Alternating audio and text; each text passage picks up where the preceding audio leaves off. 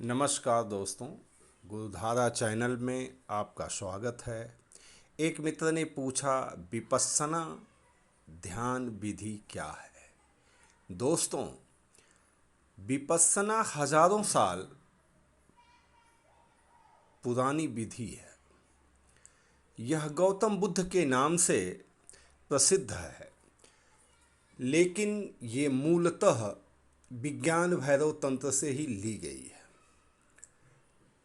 दोस्तों, विपश्यना समझने के पहले विपश्यना का मतलब क्या होता है, इसका अर्थ क्या होता है, यह जानना हमारे लिए, आपके लिए ज़रूरी है। विपश्यना का मतलब है देखना, अंतः दृष्टि। बड़ी ही सरल और बहुत ही उपयोगी विधि है, लेकिन मेरा ये मानना है, मेरा ये अनुभव है कि जो विपश्यना नहीं भी करता है उसकी भी विपश्यना होती है। अगर आप साधक हैं, साधना से गुजर रहे हैं, तो विपश्यना अपने आप होने लगती है। यह बात अलग है कि आप यह जान नहीं पाते कि यही विपश्यना विधि है। विपश्यना का मतलब होता है अंतः दृष्टि, देखना, अपनी आती जाती सांसों का निरीक्षण करना। सांस आई और सांस गई, इसी को साक्षी भाव से देखना है।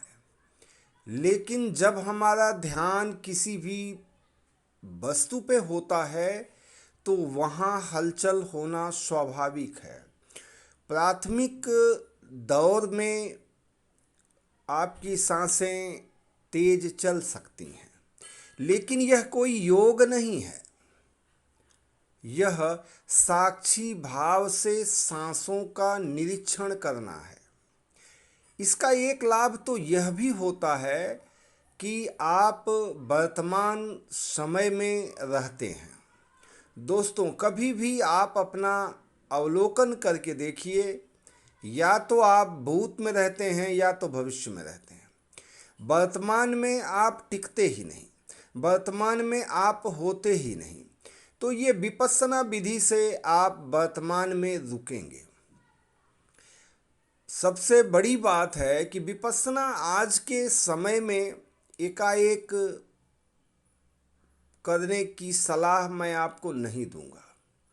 विपश्यना के पहले भी बहुत सारी चीज़ें हैं जो इंसान को करनी चाहिए। इसके बाद अगर आप विपश्यना करते हैं तो वह विपश्यना पुष्पित और पल्लवित होगी और उसका परिणाम आपके सामने आएगा। कम से कम अपने सांसों का अवलोकन आप 40 मिनट बैठ के सुबह शाम कीजिए। यह ऐसी विधि है कि आप किसी भी समय, किसी भी अवस्था में कर सकते हैं, लेकिन परिणाम क्या होगा, कैसे होगा, ये एक अलग विधि है। दोस्तों, विपश्यना मानव जगत की सबसे महत्वपूर्ण विधि है और इस विधि ने जितने लोगों को जागृत किया, शायद ही कोई विधि ने किया हो। विपश्यना के बहुत सारे चरण होते हैं। मैं प्रथम चरण की बात करता हूँ आपसे। सबसे पहले तो आप किसी आसन में 40 मिनट बैठना सीखें। इसके बाद सुबह जैसे ही अमृत बेला आपकी होती है, आप थोड़ा बहुत जो भी योग करते हैं वह योग करें। हमारे शरीर में बहुत सारी जगहों पे ऊर्जा अटकी रहती है, जो विपश्यना के होने में रुकावट पैदा करती है। अगर आप योग करते हैं और योग के आसनों से आप गुजरते हैं तो इसका एक मूलभूत लाभ तो ये होगा कि आपके शरीर की सारी ऊर्जा प्रवाहमान हो जाएगी, और जब प्रवाहमान हो जाएगी तो इसके बाद आप विपश्यना करेंगे तो वो फलदायी होगी। विपश्यना के कई चरण होते हैं और इसमें बहुत सारी चीज़ें आपको मिलती हैं।